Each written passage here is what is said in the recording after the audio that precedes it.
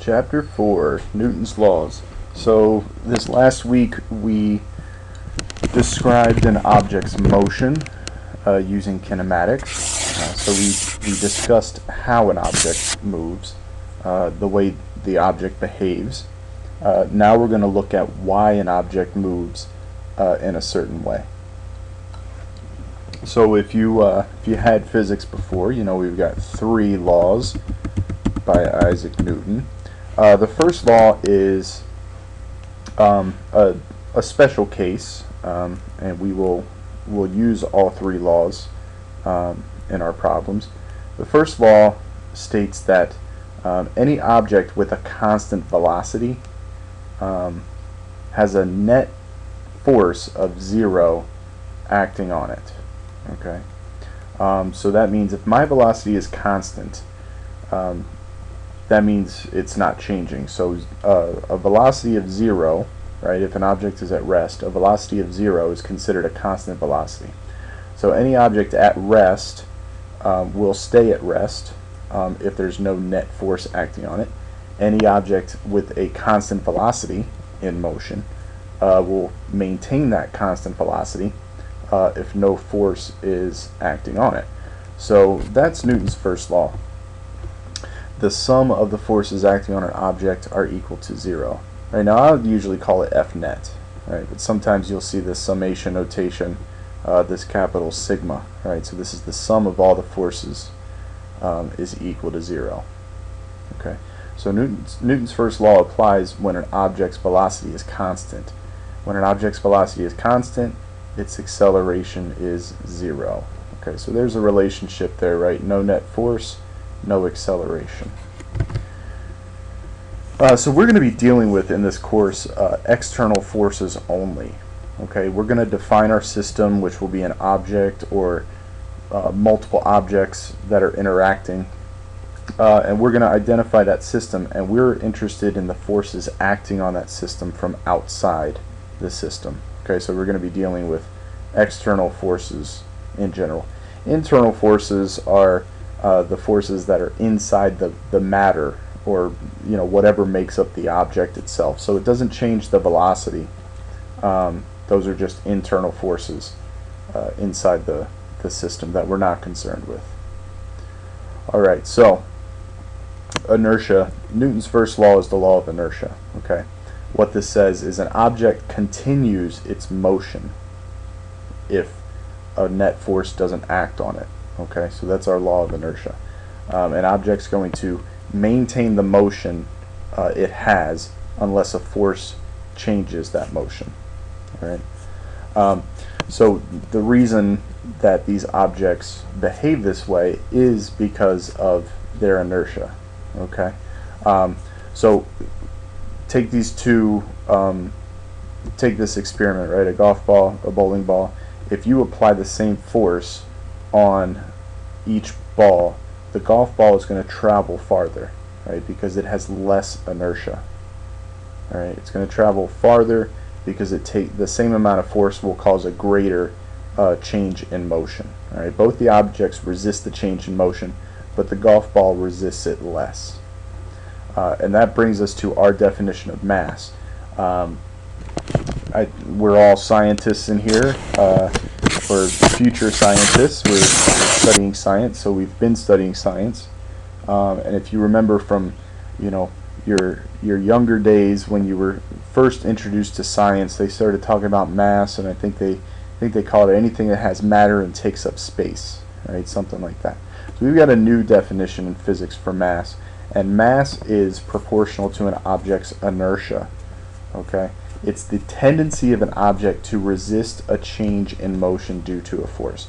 So the more massive an object is, the less it's going to move if you apply a certain force to it. Okay. So mass and inertia are related now. All right. The tendency of an object to resist a change in motion due to an external force. Still same units. If you're in chem or bio or something like that, you probably do it in grams a lot. We're going to stick with kilograms. All right, SI unit is kilograms, and it's a scalar. Mass is a scalar, not a vector. It doesn't have a direction. Newton's second law is a nice little formula associated with it, and if you've seen physics, it's probably one of the things that stuck out because you used it very often. It's Newton's second law, which is saying the force applied on an object is directly proportional to the acceleration it experiences. Right? If we go back to Newton's first law, we saw that relationship.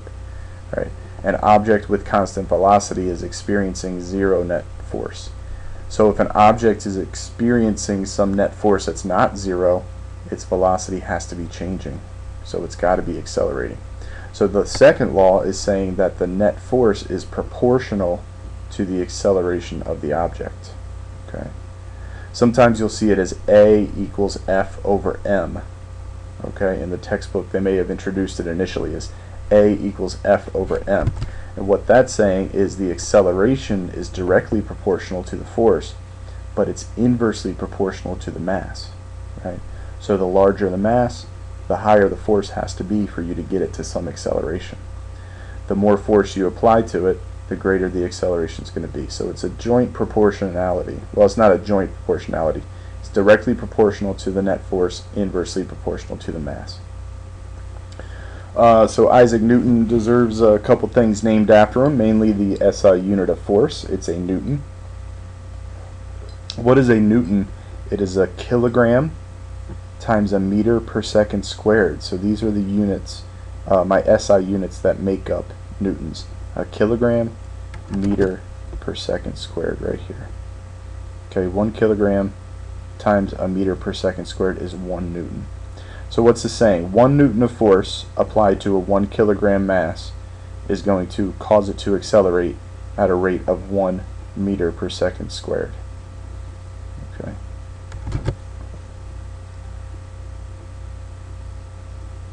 So Newton's second law is a vector equation. Right? It's a vector equation. Acceleration has a magnitude and a direction. Force also has a magnitude and direction. So if we look here, these two vectors, in order for this to be an equation, your force vector, your net force vector, and your acceleration vector both have to be pointing in the same direction. Okay, because this is a vector equation. Okay. Now keep in mind this is the net force acting on an object, right? That's going to be the sum of one or more forces. Okay. So the actual resultant ma, right? If you knew an object's mass and its acceleration, if you knew that number ma, that's not a force. Okay, that's not a force by itself. That's actually the sum of all the forces acting on the object. Okay, so ma is not a single force itself. It's going to be the sum of the net forces acting on that object. All right. So that's how we do it. We're going to be dealing with a finite number of forces. They're going to be acting in different directions. So we got to recall all of our vector operations from the previous chapter. So the net force acting on an object is just the sum of the forces acting on it. Okay, so all we got to do is add the forces up. Right? If you push on a box and I push on a box and we both apply a force of 10 newtons in the same direction, the net force is going to be 20 newtons in that direction. Okay, so that's what this is telling me. Okay, Newton's second law deals with the net force, the sum of all the forces. The first force we're going to talk about, first actual type of force we're going to talk about is the weight force, or the gravitational force. There's supposed to be a T right there, sorry. Weight force, or the gravitational force. When I step on a scale and it tells me that I weigh X pounds, it is telling me, okay, it's telling me how massive I am. That's true, all right? But pounds is actually the English unit of force, right? The SI unit for force is a Newton. The English unit for force is a pound. So what they're actually telling me, what this scale is telling me, is what's the force that the Earth is exerting on me to pull it closer towards it. Okay?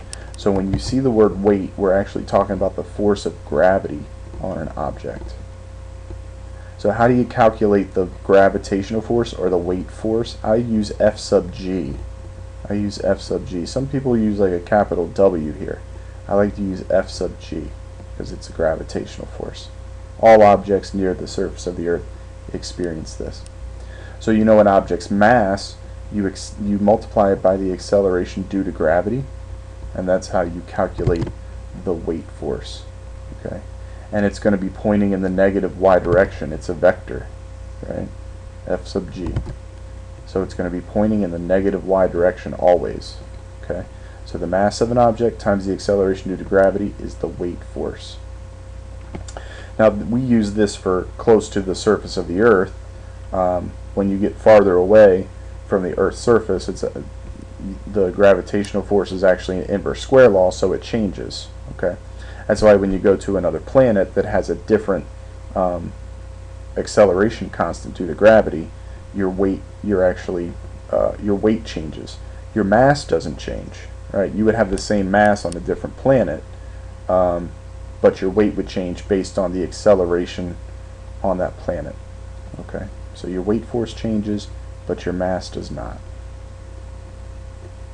Alright, Newton's third law. This law states that all forces act in pairs. Right? There's no single force in the universe acting on an object. What does that mean? It's kind of weird, but think about gravity. The Earth is always pulling on me, right? The Earth is pulling me towards its center. That's a gravitational force that the Earth is exerting on me. Now, the gravitational force is a force that happens between two massive bodies. So the Earth has mass, I have mass, Earth pulls on me, I'm also pulling on the Earth. All right? It's the same force, equal in magnitude, opposite in direction. All right? So if you have any two objects, whether they're in contact with each other or they're exerting a long-range force, we'll talk about the difference between those in a second. You've got two objects.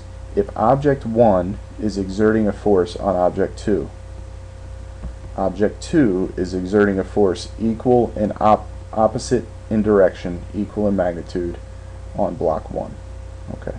Block 1 can't apply a force to block 2 without block 2 applying a force on block 1. So this is my Newton's third law pair. A third condition for a third law pair, they have to be the same type of force. It's important to make that distinction. Equal in magnitude, opposite in direction, and they have to be the same type of force. And we'll categorize our forces later, but that's very important. All right, so for now, we're going to use the particle model. What we're going to do is we're going to take an object and we're just going to assume it's a massive particle with its mass centered at a certain point, right? This whole time we've been dealing with skiers and cars and sleds and stuff, and they have geometry, so they're subject to air resistance and all that stuff. We're going to ignore that stuff. Also, if an object rotates, okay, or spins, right? If you're rolling a ball down a hill or something like that, we're going to ignore that for the time being. Chapter 8 will deal with rotational properties of an object.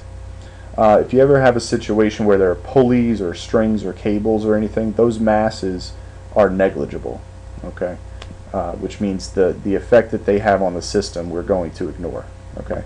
So we're only concerned with the forces acting on the object or the system of objects, right? Because we're going to have more than one, 2 or 3 blocks or 2 or 3 vehicles, something like that, interacting. So we're only concerned with the forces externally acting on that system. Alright, so some of our basic forces that we're going to see: push, pull. I usually refer to those as like applied forces, right? You've got a crate on a floor, I'm pulling it by the handle or something like that. That's an applied force, right? Or I get behind it and I'm pushing it along the floor. I usually call it an applied force. Thrust would be if we're dealing with a rocket. Okay, the rocket is burning fuel. The fuel is generating a thrust force on the rocket. Lift is used in with airplanes, right? So you've got, what happens is a plane is taking off, and the way they angle the wings is that the air molecules are actually hitting the bottom of the wings, causing lift. So you might see that on occasion in your reading. We don't deal with lift too much. Then you've got friction. I'm going to devote a whole section of chapter 4 on friction because that's a very, very important force. We've got the normal force. I'll talk more about the normal force in a second. And then we've got tension.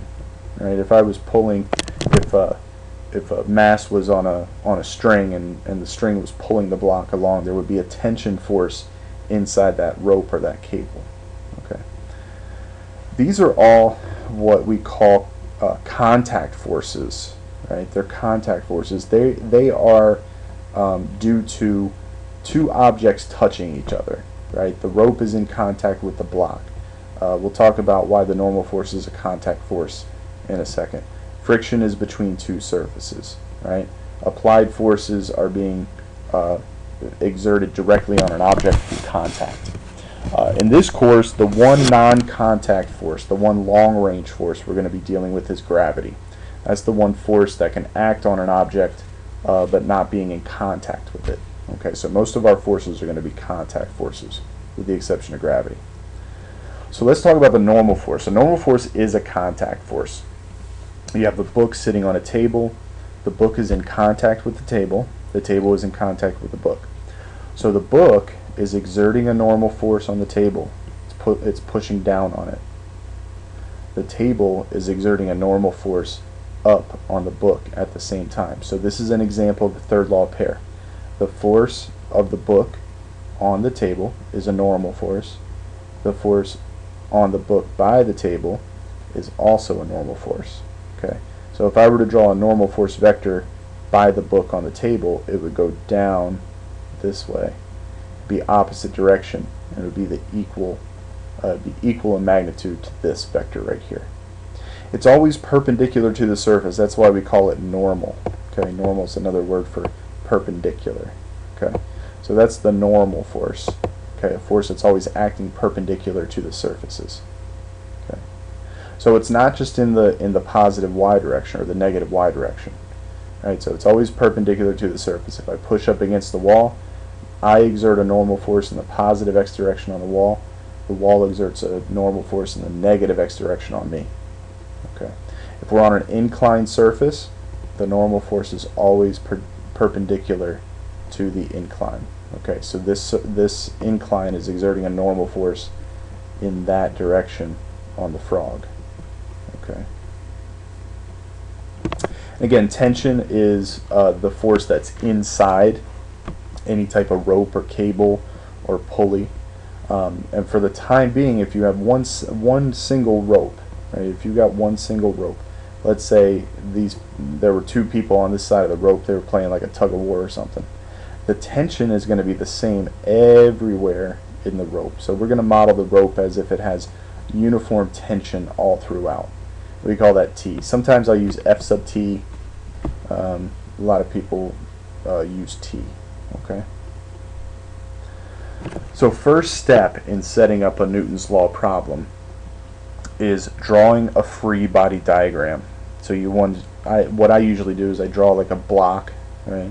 I'll draw a block, and inside the block I'll put the name of the object, or I'll put like M with some subscript so I know what object I'm talking about. I'm going to show you a lot of free body diagrams, show you how to set them up. Free body diagram, you draw the object. Okay, usually I just draw it as a block. Identify and label all the forces acting on the object or the system, because again, we could be dealing with multiple objects. All right. Choose an appropriate coordinate system. If you remember back in chapter 2, we dealt with, like, one of our first problems was dealing with a car sliding down a hill. That was an incline, but to make our lives easier, we changed our coordinate system so that up the hill was the x direction, and we didn't have to split anything up into x and y components. Whenever possible, we're going to do that. We're going to change our coordinate system so that the majority of the force vectors are pointing in the x and the y direction. okay? Because the less vector operation I have to do, the better. So we give them vector arrows, okay? Draw every force on your diagram with the direction. Are we talking about the x direction or the y direction? What I'm going to do is I'm going to write Newton's second law in the x direction and the y direction pretty much every time. All right, whenever it's necessary, I'm going to write Newton's second law in the x and the y direction. Okay, and then basically we're solving Newton's second law for something that's being asked. Okay. So that's our strategy, right? Get your free body diagram, identify and label all your forces, write Newton's second law in both the x and the y direction. I'm going to do quite a few examples of this right here. Okay, Newton's second law in the x direction, Newton's second law in the y direction. There's going to be a force, an acceleration, a particular force, the net force, the mass of the object. Something from Newton's second law is something that you're going to have to solve for. Let's say we're solving for the acceleration, right? Or we already have the acceleration. We can use the acceleration with a little bit of extra information, and then we can use kinematics to solve for something else. So be ready for that, right? Everything we do in physics kind of builds upon the previous topic. So kinematics is always going to come back to us as an easy way to describe an object's motion. All right. So sometimes you might have to do kinematics first to get the acceleration and then plug it into Newton's second law. So be ready to go in both directions. All right. So we're going to do a Newton's second law problem in one dimension. It's going to be in the y direction. All right. So we've got a bucket and we're hoisting it up to the top of a roof using a rope. All right. So the rope is rated, right? It's weight rated for 450 newtons. That means you can pull the bucket up and have a tension of no more than 450 newtons before it breaks. All right. So we've got a mass. The bucket's mass is given to us.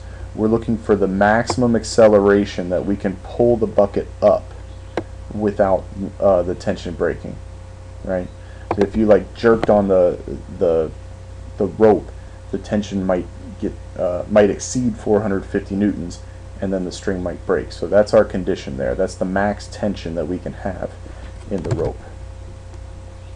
All right. So first thing, FBD, free body diagram. Here's my bucket. I like to put like M sub B for bucket.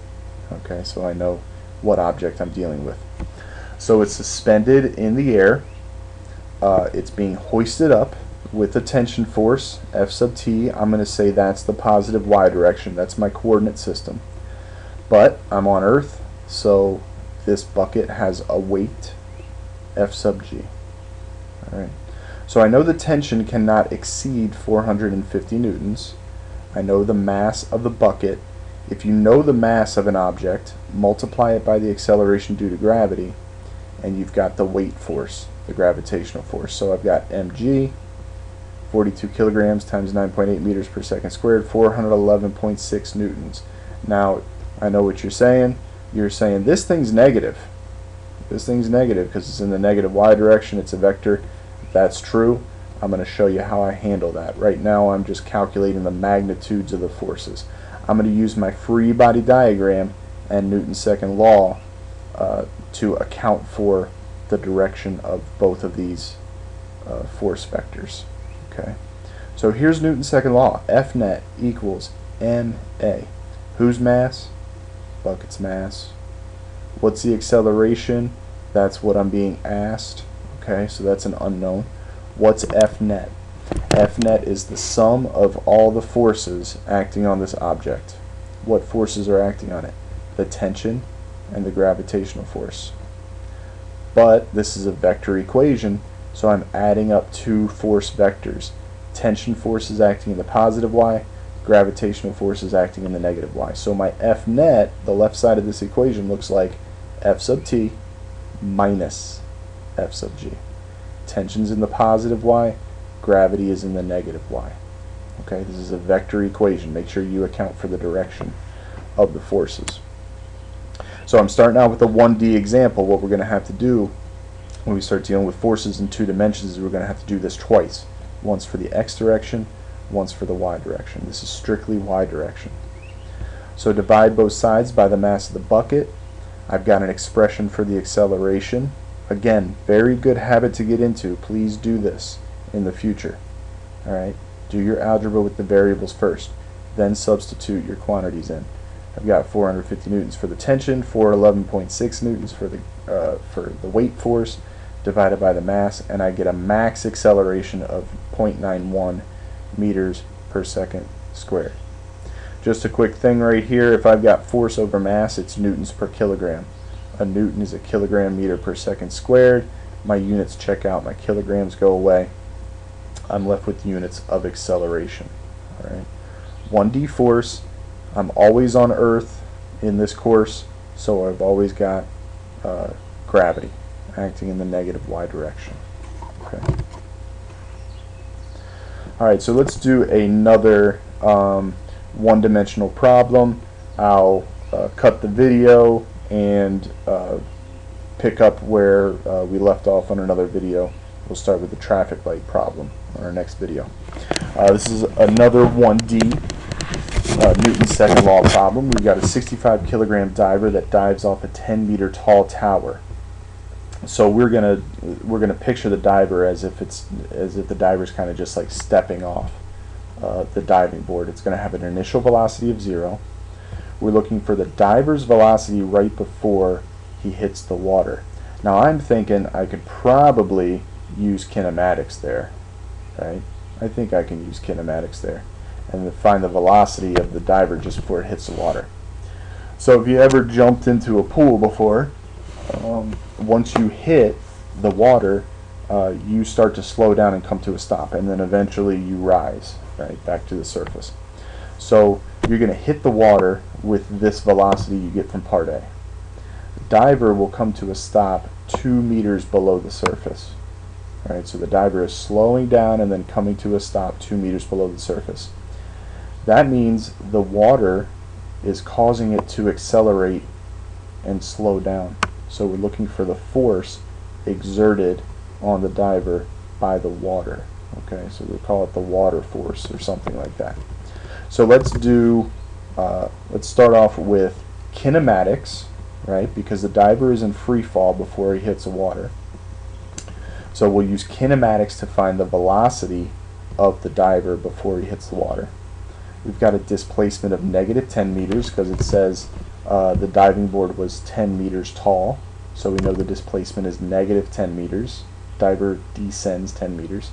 Acceleration is g in the negative y direction. I can use this kinematics equation to solve for v final. Diver is traveling in the negative y direction, so it's going to be a negative sign. Okay. Initial velocity of 0, negative 2g delta y. This is positive, so square root of that term is 14. So the diver has a velocity of negative 14 meters per second in the y direction when he hits the water. So that's part A. Part B is finding the net force of the diver in the water. So here's Newton's second law. Net force on the diver is equal to its mass times its acceleration. What is the net force on the diver? Let's go up. Okay. In the air, it was only subject to the force of gravity. In the water now, it's still on the surface of the Earth, right? So the Earth is still exerting a gravitational force on it, F sub g. But now that it's in the water is pushing back up on the diver, so there's a water force in the positive y direction, kind of like the tension force in the bucket problem before. So we know the diver's mass, we know gravity is acting in the negative y, the water force is acting in the positive y. So the water force minus the gravitational force is the diver's mass times the acceleration. I don't see the acceleration here, I don't know, so that's going to give me some trouble, but I know I'm looking for the water force, and I can calculate the gravitational force.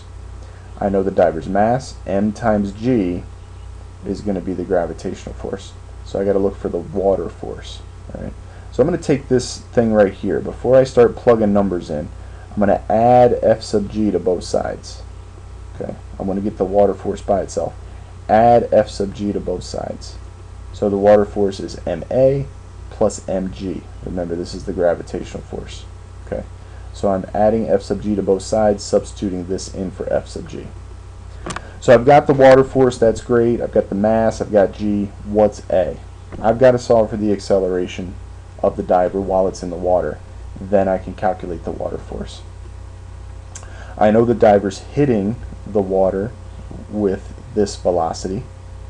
I know the problem says the diver comes to a stop, so I know the final velocity is 0. Okay, so this v final from part 1 is my v initial for part 2. That's the speed the diver has when he hits the water. Comes to rest 2 meters below the surface, so it's got a new displacement of delta y. Alright, so I've got a displacement, I've got an initial velocity, I've got a final velocity. I can use this equation again to solve for the acceleration of the diver while it's in the water. So I'm solving for a, subtract both sides from, or subtract the initial squared from both sides, divide both sides by 2 delta y. I've got a nice expression for the acceleration. I can plug my numbers in, 0 squared minus a negative 14 meters per second squared. This doesn't get squared, this stays negative, cancels out with the negative sign that I have with my associated with my vertical displacement. I get a positive acceleration. Now that makes sense. I'm falling through the water, so I'm falling in the negative y direction, but I'm slowing down. So the water is pushing up on me, causing me to accelerate in the positive y direction, causing me to slow down and come to a stop. So now I've got the acceleration. That's great. I can come back up here, take my Newton's second law that I solved for the water force, substitute positive 49 meters per second squared in for the acceleration, calculate it, ma plus mg, and I get a positive force of 3,800 newtons roughly. Large force, right? Very large force. Diver hit the water, high speed relatively, got a great acceleration, got a very large acceleration because it didn't take a very long time or a very long distance for the diver to come to a stop. Okay, large acceleration in the water due to a large water force. All right, so I'm going to pause this, upload it, and probably take me another 2 videos or so to get through this first part of chapter 4. So I'll get them up as quickly as I can. Best of luck on the exam if you're not done yet today, and good luck. See ya.